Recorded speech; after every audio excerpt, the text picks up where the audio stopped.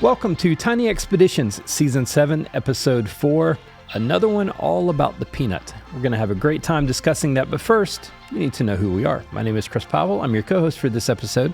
And I'm Dr. Sarah Sharman, here to help you understand the science. Dr. Sharman, over the course of this season, we have been talking about peanuts, but specifically the Wiregrass Peanut Project.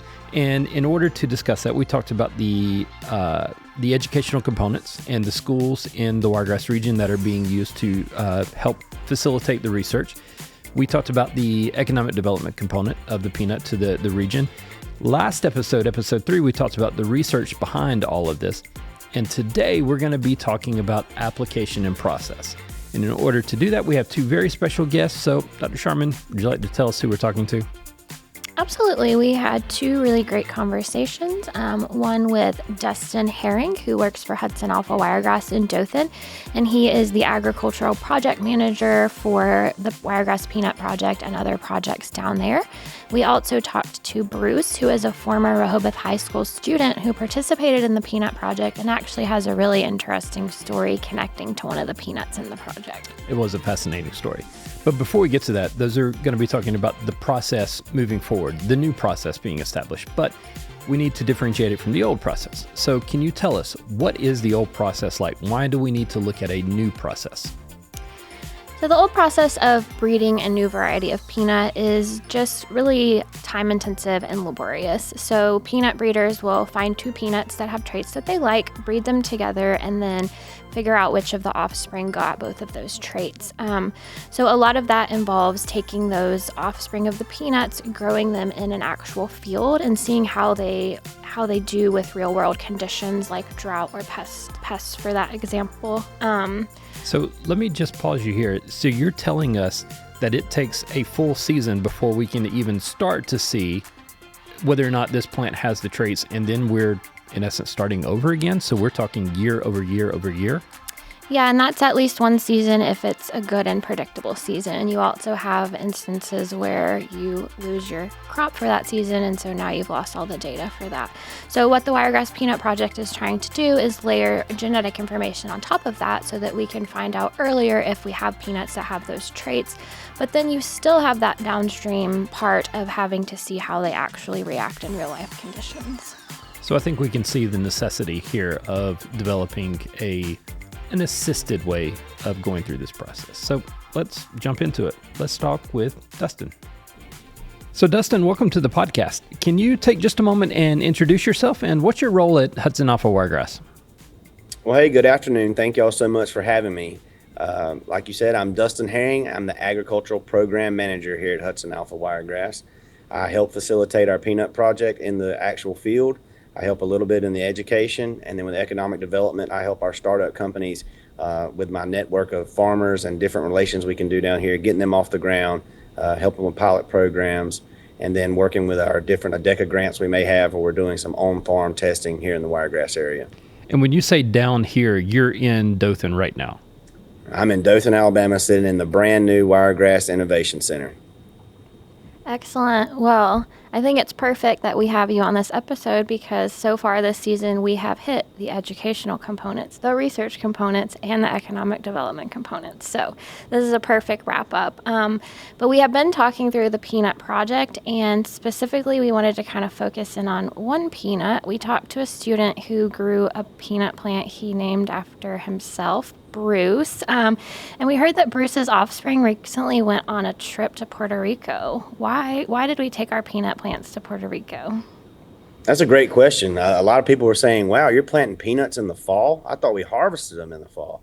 And that's exactly what we did. We took those selections, some of Bruce's offspring, and we had very limited seed. So to get the seeds we need to have the replications for our peanut project up in the Wiregrass, we had to take it to Puerto Rico and grow a winter nursery. So that allowed us to exponentially increase the seeds we were going to need to actually go into the field this year in small plot replicated trials. In Puerto Rico, are you contracting with farmers, or is this a research station, or what is it in Puerto Rico that you're using for the wintertime growing? This is a private research farm that is utilized in partnership with the University of Georgia and University of North Carolina State. along with Hudson Alpha. So as a group, we collectively go down and plant all of our winter nurseries together.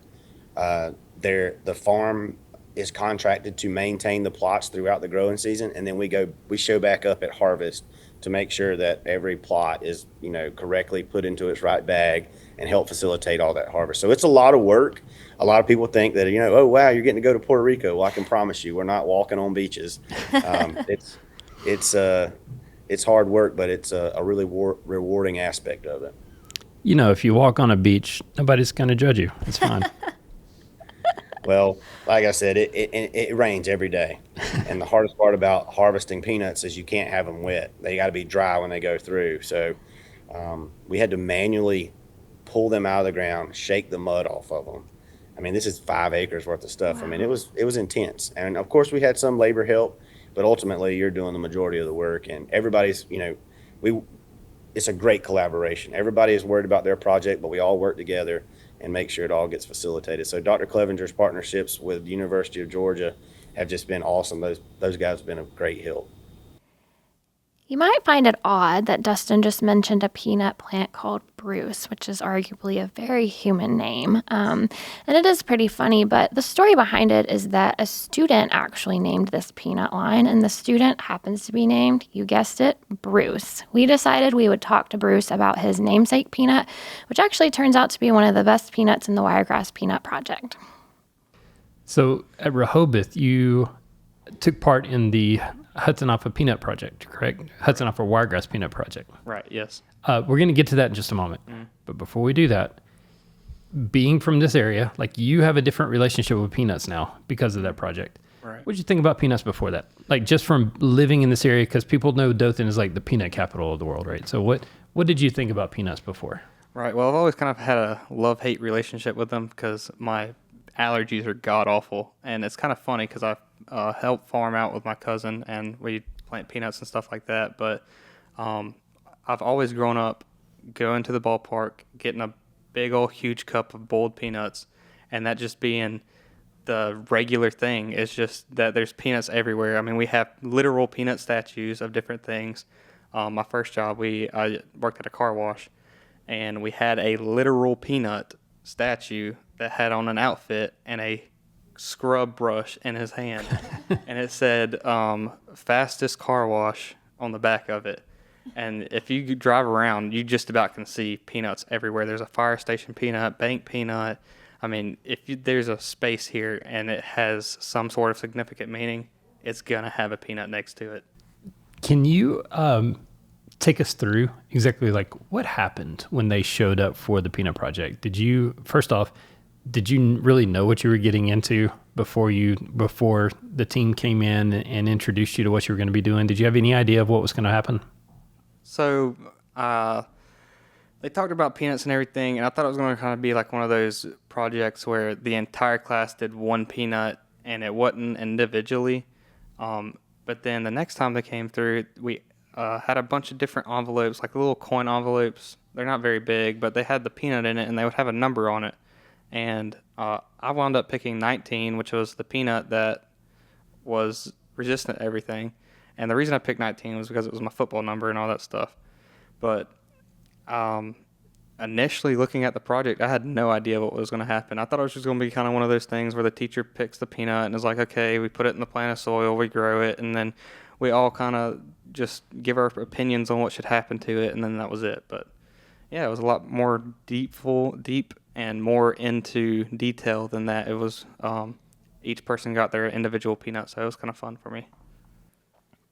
So I've been told that you guys all grew your own, and then as a class, you chose kind of the top peanuts that were going to go on in the project. How did that work? What were y'all making that decision based on? So they would have all the statistics. They had, I think, like 4 or 5 different things that they were looking for in the peanut to be immune to. So like drought, smut, heat, and then 2 other ones I don't really remember that well, but they would say, okay, this peanut has this one and this peanut has this one, and mine wound up having all of them.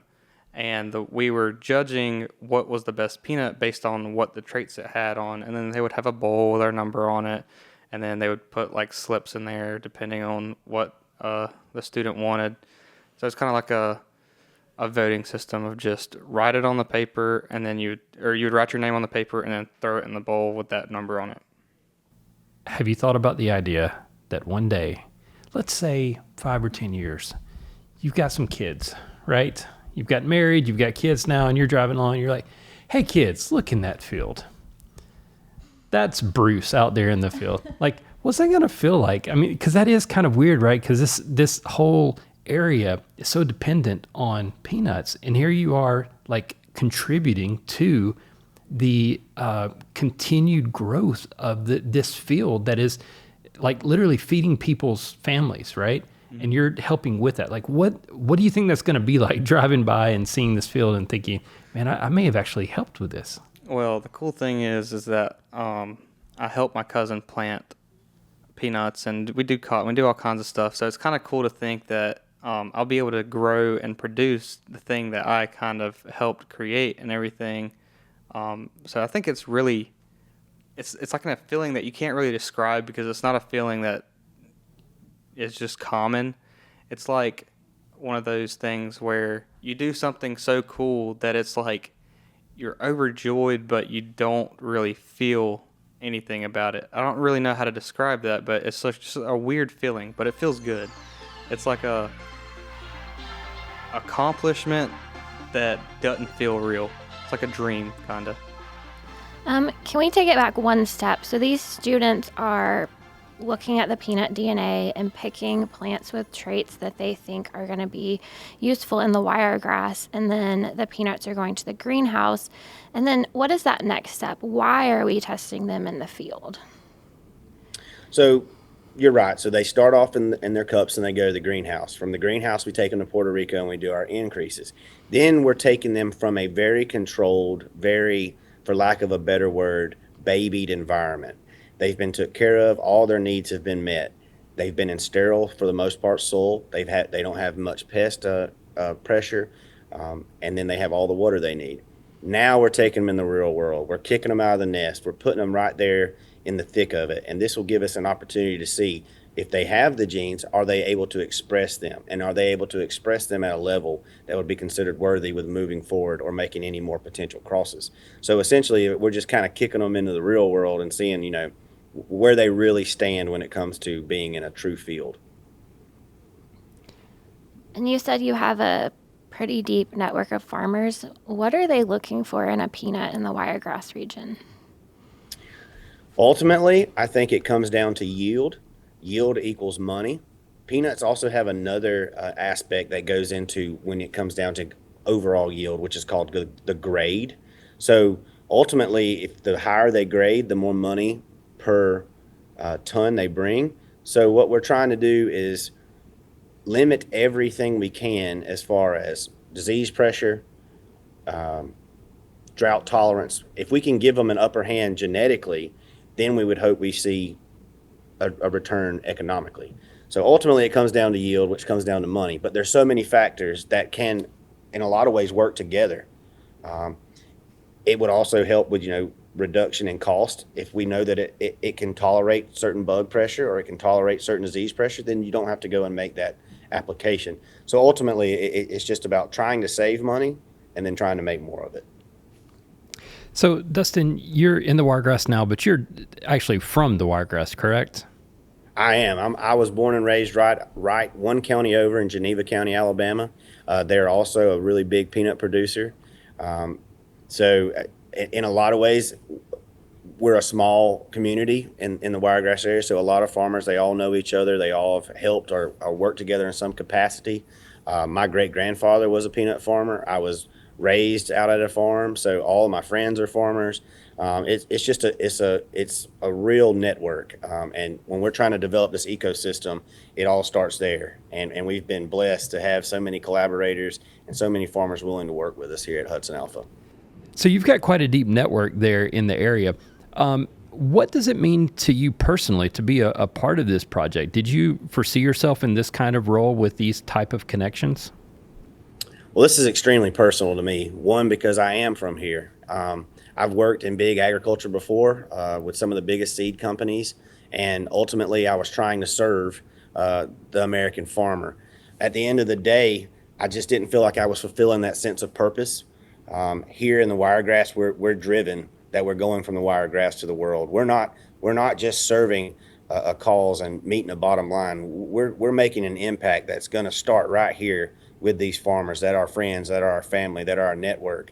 So it's deeply personal to me, and you get to see that reward, immediately. We're already seeing progress. We're already seeing the contributions that are coming to our ecosystem here in the Dothan area. So it's something I'm extremely proud of, and it's a challenge that I get up every day and I'm excited to go after. What are those conversations like when you're talking with your friends and family that are farmers in the area? Does this come up, or does it kind of stay separate from your conversations with them? I think mostly first is just wanting to know what Hudson Alpha is. What does our institute actually do? In a lot of ways, they want to compare apples to oranges compared to, a university or some big agriculture company who develops different products. And it's more of just informing them on exactly what we do here. Secondly, I think that farmers and most people in the agriculture space are looking for solutions. They have problems and they don't know who to go to. Historically, most of the time when a company comes to you and they're wanting to work with you, they're asking you for something, and there's not really a return. We're not selling a product. We're trying to sell collaboration. We're trying to sell education. We're trying to sell this economic development, and we're wanting to start it right here with the same people that help us at the grassroots level. So ultimately, this product that we're asking these farmers to collaborate with us and test, or these farmers we're asking to participate in the peanut project, these students, ultimately we're going to be serving them immediately.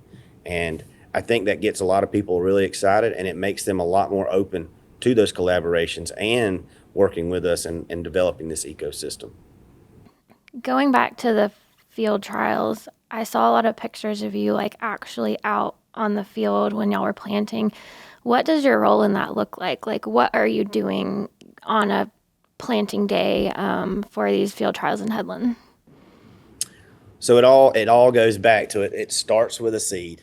So those initial seeds that go from the peanut project, all those students, all the teachers and educators, they do all this behind the scenes work. And once they have completed their portion of it, it goes to Dr. Yan Bing. Her and her lab have to make all these DNA selections. They ultimately are making some of the decisions along with Dr. Clevenger on what proceeds. Once we get those seeds back from the nursery, I've got to get them packaged, and then all this work just comes down to this yellow envelope with 250 seeds in there, and then we have to go put them in the ground. So I make sure I'm there. I mean, when we went to Puerto Rico, between the inspections and the shipping and all these things, what could go wrong? Things that are out of our control. What if a box goes missing? We have lost years and years of work. So those precious seeds, to me, it was just as valuable as a bunch of diamonds that are getting shipped back.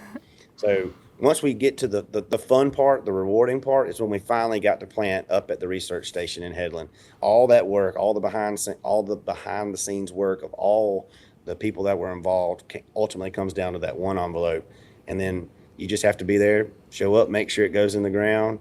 And then, a few days later, they're popping up, and it was like, finally, we're seeing the rewards for all of this work. And what would success look like for this first field trial? I'm already overjoyed. We were already successful in the fact that we got all of our seeds back. Every line that we took to Puerto Rico made it back. Every line made it to the field. We even had some additional selections that are going to be used as a nursery to go ahead and create some more seeds that'll probably go to Puerto Rico this year. So we're already off to a great start. All 67 lines that we put in the field germinated. So we know that they have the capability. We're off to a great start as far as no disease pressure. All of them have good vigor, good early vigor. So success to me would be all of our varieties making it out of the field. We have a successful harvest. We get good data, and we're able to make a better informed decision on what we want to carry on, what crosses we want to make, and ultimately take those down to Puerto Rico this fall and increase and be prepared for next year. That's awesome. And when is the harvest for these? Usually October? These peanuts will be harvested in October. Okay. Cool. We'll stay tuned for an update. We have a lot of that's another beautiful time of the year. The temperatures have dropped. The fall colors are out. I mean, there's a smell that most people won't ever recognize, and it's the smell of fresh plowed peanuts. You just get this earthy smell, and it's just a beautiful aroma. And then when it comes time to harvest, when they're going through the combines, you can just smell this roasty, earthy. It just smells like home. They should make a candle out of it. That's Ultimately, awesome. once we get those harvested, we have those in our bags. I mean, I think we can pat ourselves on the back then. But until then, we've still got a lot of hard work and a big summer ahead of us. I'm really excited to continue following the Wiregrass Peanut Project and see if they really do accomplish all of the goals that they have on the table that Dustin mentioned at the end of our interview. I think they're poised to do just that. So that's it for this episode. We do want to provide you with a little TLDR recap in case you slept through the middle. Yeah, because there was a lot of good stuff that we talked through. So how about I throw it back to you first? Oh, gee. What stuck out to you, Sarah? Gee, thanks. I think for me, it was just really cool to talk to two people who have grown up in the area and are getting to be a part of this amazing project, both Bruce through the educational component and Dustin through getting to baby these peanuts in the project. And the irony of Bruce living with a peanut allergy. That was kind of fascinating. That was surprising. I thought it was also fascinating to hear Dustin talk about taking the seeds down to Puerto Rico. I'd never really thought about that, but those are, that's the crown jewels for him, right? Like the diamonds, I think is what he referred to it as, of trying to protect those. And I could just imagine trying to take all of that research and be responsible for that on the airplane, get it down to Puerto Rico. That seems a little bit stressful. I'm glad it's him and not me. I agree, and I feel like Dustin might have kind of a stressful job. Just being the person who is there for all these farmers and is trying to help solve all these problems, like the one he talked about of grading the peanuts and making sure they get the best peanut bang for their buck. It's an important job, but probably a little stressful. Yeah, that part was fascinating because I think for me, not growing up in a family that farms, I just think you grow peanuts, right? And that's the end of it. But the idea of, they have to be graded out, and that's really how you make your money, high versus low grades. So, I think there's a lot of people hoping that Dustin and this whole peanut project succeeds. Same. Well, I think we can say we had a really successful first Tiny Expeditions podcast road trip to the Wiregrass this season. That's true. We did. And next season, we're going to be back. May look a little bit different. We've got a couple of things in the work, but we'll let you know about that very soon. In the meantime, stay tuned for a few bonus episodes from this season that are going to go a little deeper into some of the impacts of this project. That's right. And Tiny Expeditions is a podcast about genetics, DNA, and inheritance from the HudsonAlpha Institute for Biotechnology. We're a nonprofit research institution in Huntsville, Alabama, with a very unique mission.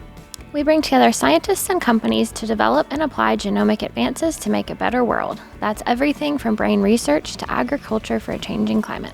And if you enjoy this episode, swing by your favorite podcast app and hit that subscribe button.